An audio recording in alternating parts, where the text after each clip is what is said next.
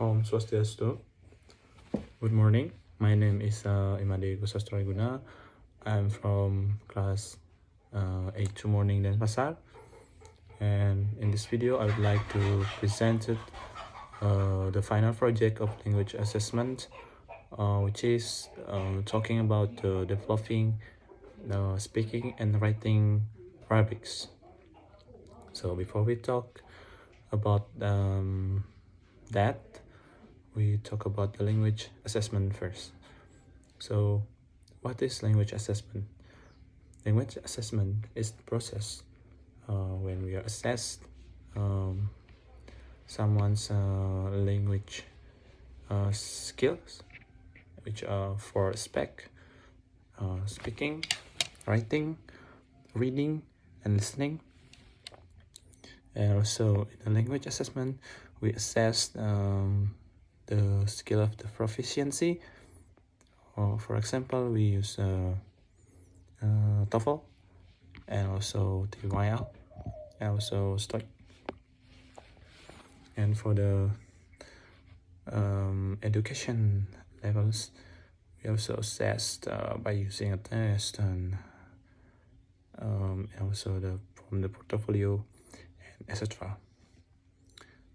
So that we already talked about that 4 skills of language, but we will talk today about the 2 skills of that language, writing and also speaking.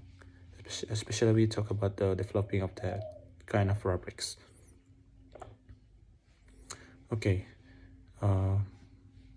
what is the rubrics? So the rubrics is tools that we use to evaluate students or someone's language skill, especially in writing and also in speaking. So from this rubric we could give the feedback and also judging and or assess the students' level, and we know their levels of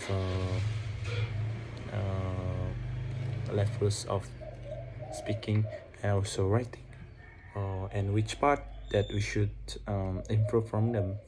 For example, we should improve their in the speaking we should improve their content, vocabulary, clarity, and etc. And from the writing we should improve their coherence, cohesive, content, and etc. So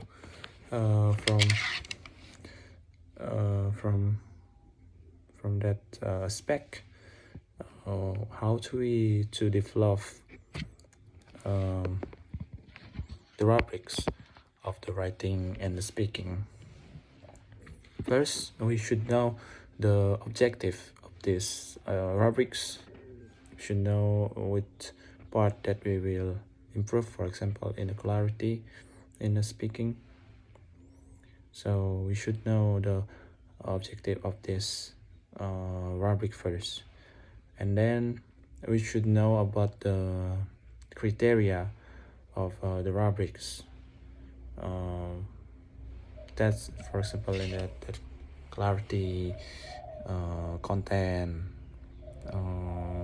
fluency, and etc. for speaking. And for the writing, we should know the criteria from, for example, in the content, coherence, cohesive, and etc.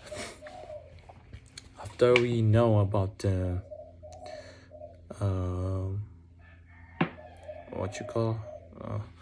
after we know about the criteria, we should put or develop about the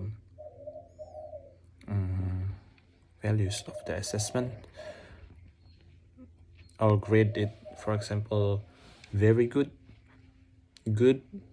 not bad, and also poor. And from that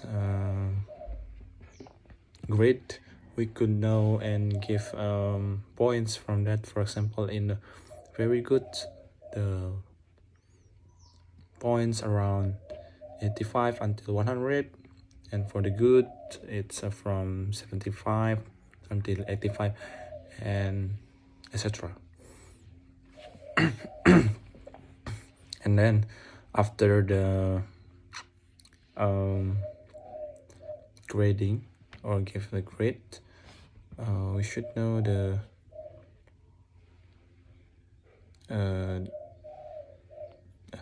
descriptions of the rubrics. It's a clear where we know which area that will be improved, and we should write it clearly to not make the students confused, and we should make it clearly and very simple for make the student more understands about that the descriptions. And for next, we should know about the levels of the student. For example, level of beginner. We should decide that kind of level, and we know that this level needs what things in the speaking and writing rubrics. And after that, we can know the level of intermediate as well, and also for the levels of advanced, and we should decide which part is in level of beginner, intermediate, and also advanced. And for next, we should testing this rubric by, for example, in writing, we make someone to write, and we judge that writing based on our rubrics, and we can compare our rubrics with the other rubrics. For example, in writing rubrics, we compare it. And for the another test, we could, for example, in speaking, we could judge someone's speaking by use our rubrics and check our rubrics, is it suitable for that speakings, or it's related with that speakings. And for the last one, we test our rubrics, which is used our peer review, our students or our friends that check our rubrics. Is it clearly quite good? Is it objective, or it's is it biased? So when we create the rubrics, make sure our rubrics is not biased and still objectives. So that's we need